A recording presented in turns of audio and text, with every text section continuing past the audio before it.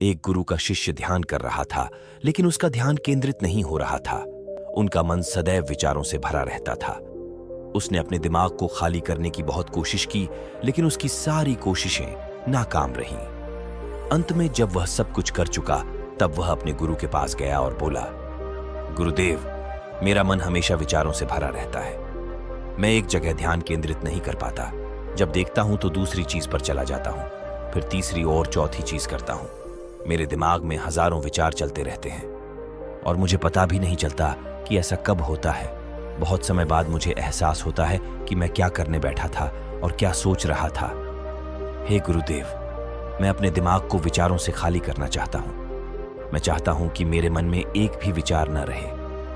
जब चाहूं तभी विचार उठना चाहिए। गुरु ने कहा कि किसी भी समस्या का समाधान तभी होता है जब हम समस्या की जड़ तक पहुंचते हैं, समस्या को ठीक से समझते हैं और जानते हैं। क्या आपने उस मन को भी जाना है जिसे आप खाली करना चाहते हैं? शिष्य ने कहा, गुरुदेव, मैंने मन को जानने की बहुत कोशिश की है, लेकिन जितना इसके बारे में जानता हूं, ये उतना ही रहस्यमय होता जाता है।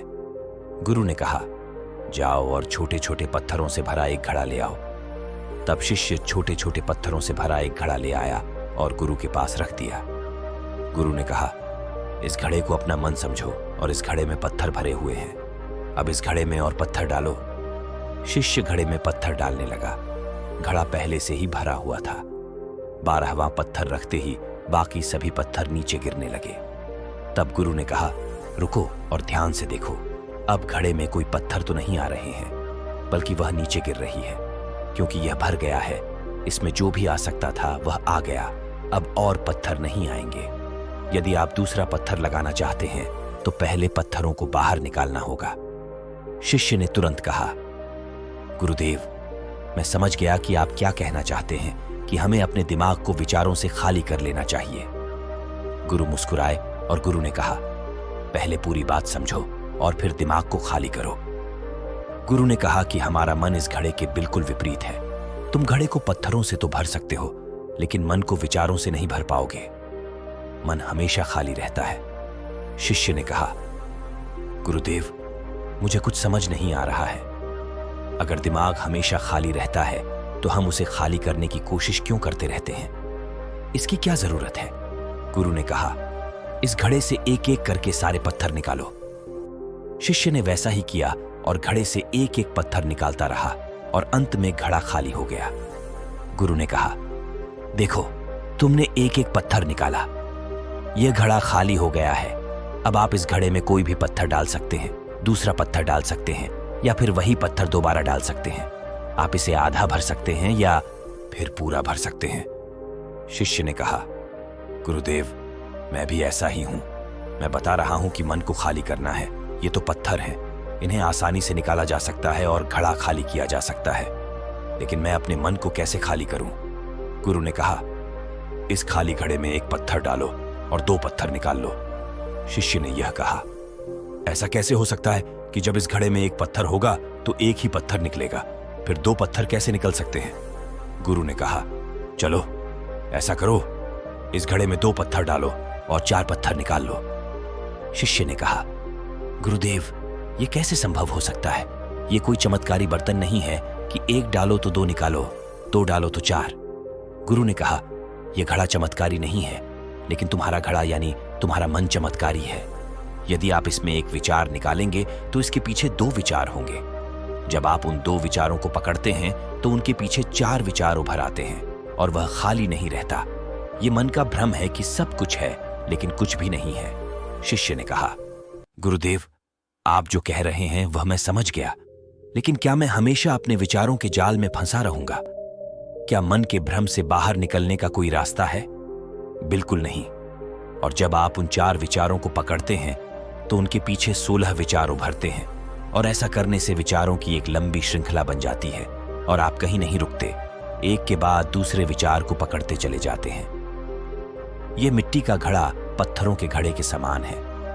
भरा रहेगा, लेकिन आपका मन कभी नहीं भरता, वह हमेशा खाली ही रहता है। हमारा दिमाग भी एक विचार के बाद हमारे लिए हजारों विकल्प खोल देता है और हम एक मुख्य विचार को छोड़कर उन हजारों विकल्पों में फंस जाते हैं। शिष्य ने कहा, मैं आपकी बात अच्छी तरह समझ गया हूं, लेकिन अब मुझे क्या करना चाहिए? मेरा मार्गदर्शन करें। गुरु ने कहा, मन के जाल में मत उलझो। मन को खाली करने की कोशिश मत करो। अपना ध्यान इकट्ठा करो, एकाग्रता लाओ।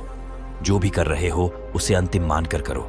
ऐसे करो कि बाद में इसमें आपको कुछ भी करने की जरूरत नहीं है। और जब आप किसी दूसरे विचार पर काम करते हैं तो बस उसी पर काम करें, कोई दूसरा विचार नहीं। मन के भ्रम से बाहर निकलना इतना आसान नहीं है, लेकिन अभ्यास सब कुछ कर सकता है। शिष्य ने कहा, गुरुदेव, मैं भी ऐसा ही करूंगा। ये समझाने के लिए आपका बहुत बहुत धन्यवाद। हम सभी अपने दिमाग को खाली करने की कोशिश करते हैं। मन में उठते बैठते विचारों से परेशान रहते हैं।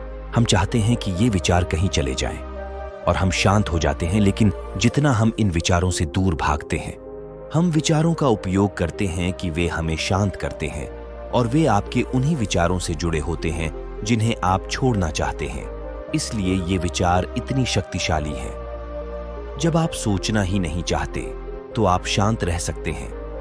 यह तभी संभव है जब आप शांत रहने की कोशिश करना बंद कर दें और अपनी समस्या को हल करने पर ध्यान दें। ध्यान केंद्रित करें और समझें कि चिंता करने से नहीं, बल्कि सोचने से समाधान मिलता है।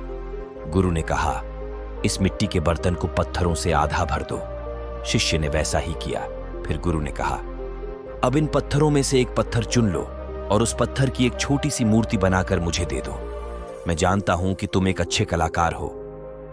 जब शिष्य ने 11वां पत्थर निकाला और उस पत्थर को तराशना शुरू किया तो उसे एहसास हुआ कि यह पत्थर अच्छा नहीं है। तो उसने घड़े से दूसरा पत्थर निकाला। उसे वह पत्थर भी पसंद नहीं आया। फिर उसने तीसरा पत्थर निकाला। उसका रंग उसे पसंद नहीं आया। फिर उसने चौथा पत्थर निकाला, लेकिन उसे इस पत्थर में एक दोष निकला। इस प्रकार उसने लगभग सभी पत्थर बाहर फेंक दिए। उसे ऐसा करते देख गुरु ने कहा, वह पत्थर जो तुमने पहली बार निकाला था, यह समझकर उसी पत्थर की खोज करो कि तुम्हारे पास कोई दूसरा पत्थर नहीं है। तब शिष्य ने उस पत्थर को ही खोजना शुरू कर दिया और उस पत्थर से उसने अपने गुरु की एक बहुत ही सुंदर मूर्ति बनाई और अपने गुरु को भेंट की और कहा, बहुत सुंदर। इस पत्थर से मूर्ति बनाई जा सकती है। मैं इसका विचार भी नहीं कर सकता था। गुरु ने कहा कि जब कोई दूसरा विकल्प नहीं है तो हम अपनी सारी ऊर्जा उसमें लगा देते हैं और उसे सर्वश्रेष्ठ बनाते हैं। जब कोई दूसरा विकल्प है तो हम सिर्फ पत्थर चुनते रहते हैं। मान लीजिए कि मूर्ति नहीं बनाई गई है। दोस्तों, आज की यह कहानी आपको कैसी लगी और इस कहानी से आपको और क्या सीखने को मिला? कृपया यह भी हमें कमेंट करके बताएं। साथ ही अगर आपको यह कहानी पसंद आई और ये आपके लिए उपयोगी लगी तो इसे अपने दोस्तों के साथ जरूर शेयर करें।